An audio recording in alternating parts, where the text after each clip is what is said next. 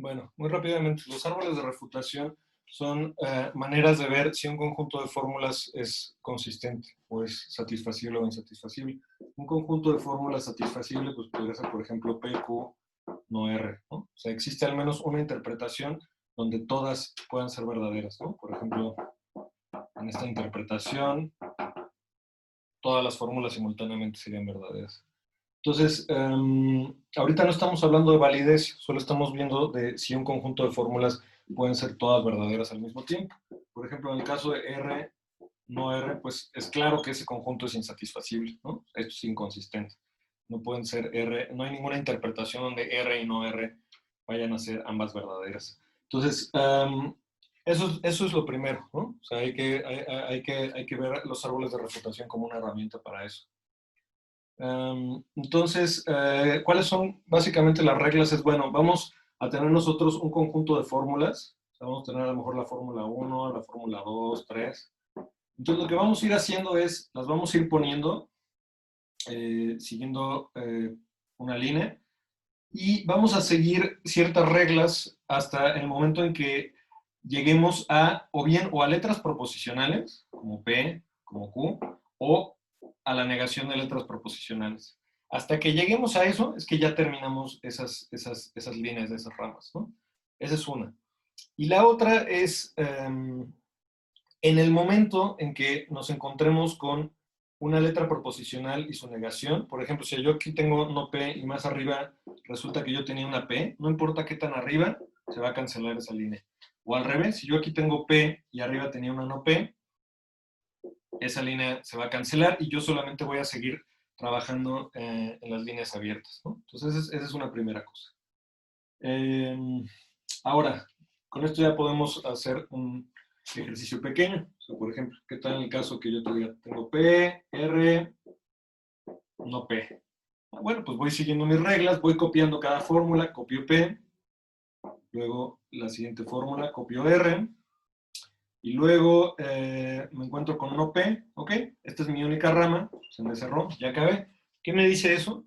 Que este conjunto no es satisfacible. Entonces vamos a tener algunas reglas para fórmulas un poco más complicadas. Cuando tengamos una fórmula que su conectivo principal es una conjunción, como por ejemplo P y no Q, ¿no? Aquí el conectivo principal es una conjunción, entonces lo que vamos a hacer es, la vamos a descomponer y vamos a poner primero uno de los conjuntos y luego el otro, ¿ok? Entonces, cuando tengamos una disyunción, como R y no, o no Q, entonces lo que vamos a hacer es, vamos a dividirlo en dos y entonces a partir de ahí se va a dividir nuestro árbol. Entonces hagamos esto, o sea, veamos por ejemplo si este conjunto de fórmulas es satisfacible. Bueno, entonces primero yo copio la primera fórmula, P y no Q. No la puedo dejar así, ¿no? Porque no, solo la puedo dejar sin hacerle nada más hasta que el momento en que quede o una letra proposicional o su negación. Entonces tengo que hacerle algo. ¿Qué le hago? Pues mi regla me dice, como la conjunción es el operativo principal, pues voy a poner P y después voy a poner no Q. Ok. Copio la siguiente fórmula, es R o no Q. La pongo acá, R o no Q. Mi regla me dice que lo que tengo que hacer es dividirlo. Y con un lado me quedo con R, con el otro lado me quedo no Q. Ahora, hasta aquí se cerró alguna rama. Tengo aquí R. ¿Tengo arriba alguna no R solita? Tiene que estar sola. No. Entonces esta rama se queda abierta. Tengo no Q. ¿Hay alguna Q por ahí abierta sola? No. Entonces no se cerró ninguna rama. Entonces eso quiere decir que este conjunto es consistente o es satisfacible, ¿no? De nuevo, ahorita todavía no hablamos de argumentos válidos o inválidos. ¿Ok? Y la otra regla es que me dice que si yo tengo una fórmula, por ejemplo, con la forma P o Q, entonces lo que yo voy a hacer es, lo voy a tratar como una especie de disyunción, nada más que voy a ponerle una negación al antecedente.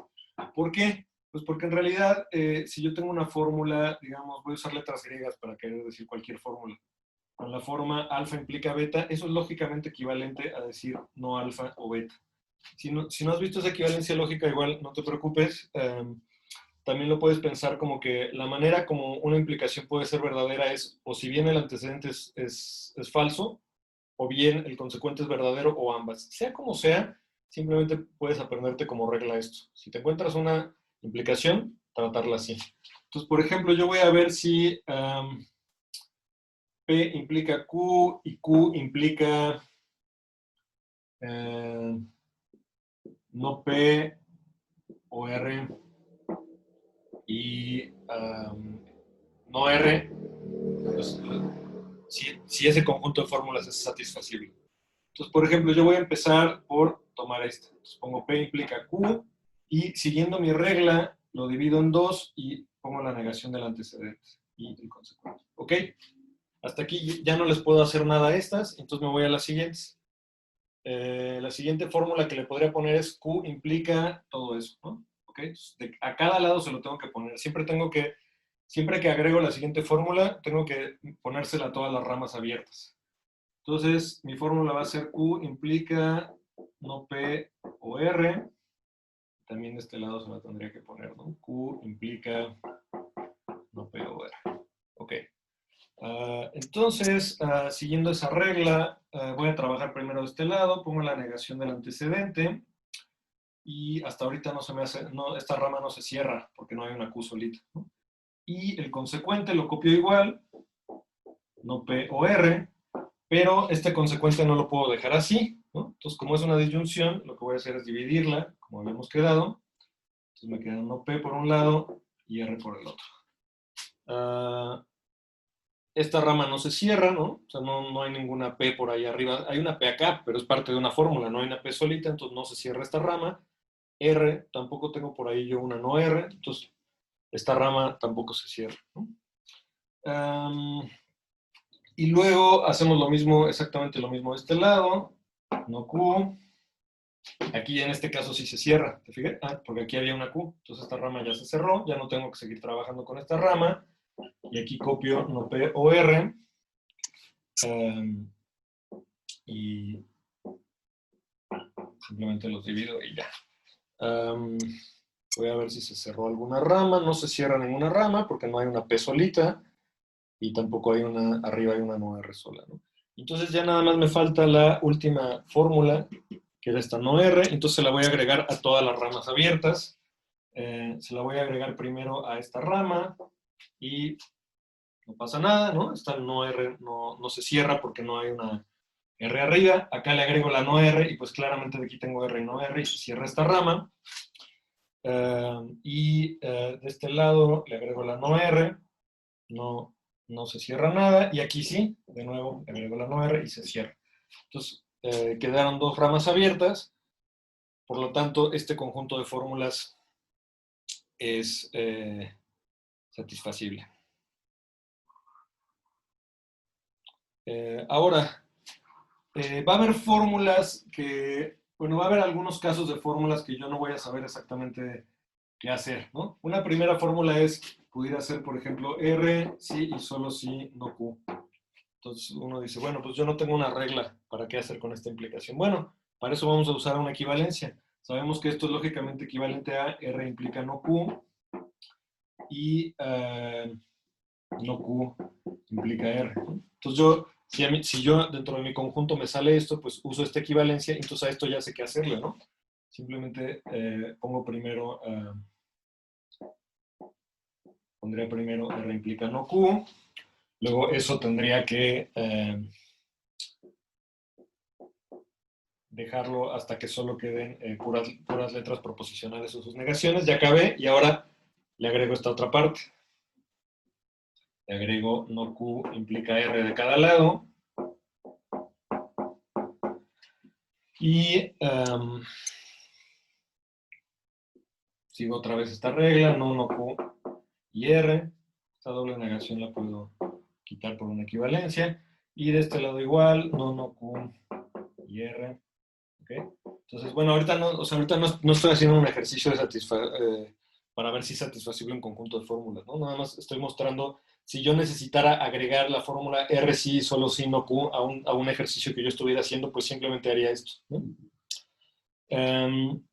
¿Qué otros casos van a necesitar equivalencia? Pues, por ejemplo, si yo tengo la negación de una conjunción, sea lo que sea, no tienen que ser letras atómicas, ¿no? Si yo tengo la negación de una conjunción, pues voy a usar la equivalencia de De Morgan, y me va a quedar esto. Si yo tengo la negación de una disyunción, pues también uso la equivalencia de De Morgan. Y si tengo la negación de una implicación, por ejemplo, P implica, no sé, R y M. Si yo tengo la negación de eso, la negación de una implicación es lógicamente equivalente a la conjunción del antecedente y la negación del consecuente. Eso es como algo que te aprendes de memoria, ¿no? O sea, alfa implica beta. La negación de esto es lo mismo, es lógicamente equivalente a alfa y no beta. Ahora, no te lo quieres aprender, pues no pasa nada tampoco, mientras te sepas otra equivalencia que es alfa implica beta, es lógicamente equivalente a no alfa o beta.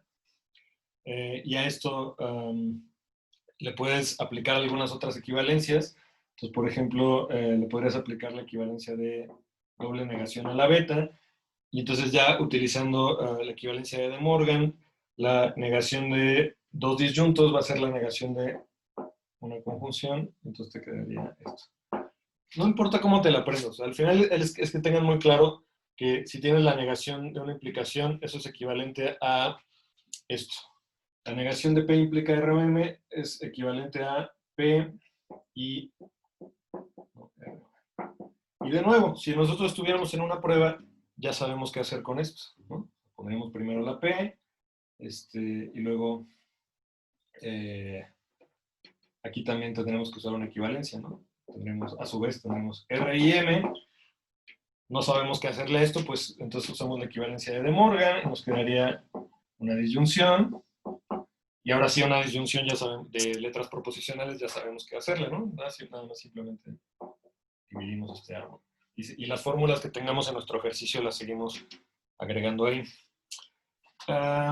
Ahora, ya que sabemos cómo hacer un árbol de refutación, cómo usar los árboles de refutación para saber si un conjunto de fórmulas es satisfacible, ¿cómo usamos esto para saber si un argumento es válido?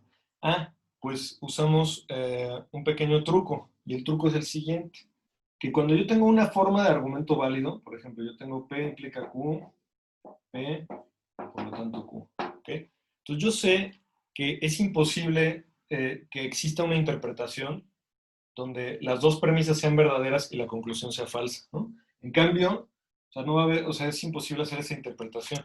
En cambio, en un argumento inválido, como por ejemplo P implica Q, Q por lo tanto P, sí van a existir interpretaciones donde las premisas sean verdaderas y la conclusión falsa, ¿no? Por ejemplo, la interpretación donde P es falsa y Q es verdadera. Bueno, creo que ustedes usan ceros y unos, ¿no? Ok.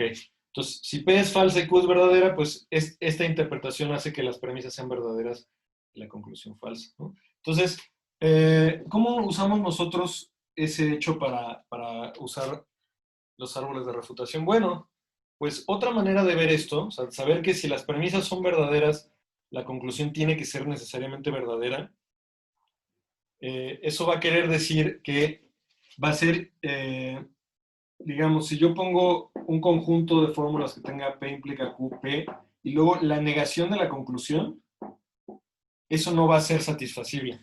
¿Por qué no va a ser satisfacible? Porque si este conjunto fuera satisfacible, querría decir que sería posible que P implica Q fuera verdadero, que P fuera verdadero y que Q fuera falso, porque esa es la única forma en que no Q sería verdadero, ¿no?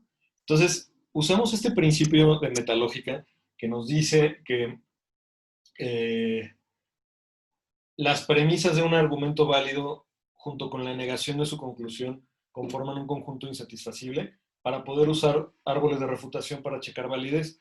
Entonces, si yo hago un árbol de refutación de esto, pues empezaría a ver, vamos a poner la primera, P implica Q. Pues ya sabemos qué hacer con las implicaciones, no P por un lado, Q por el otro.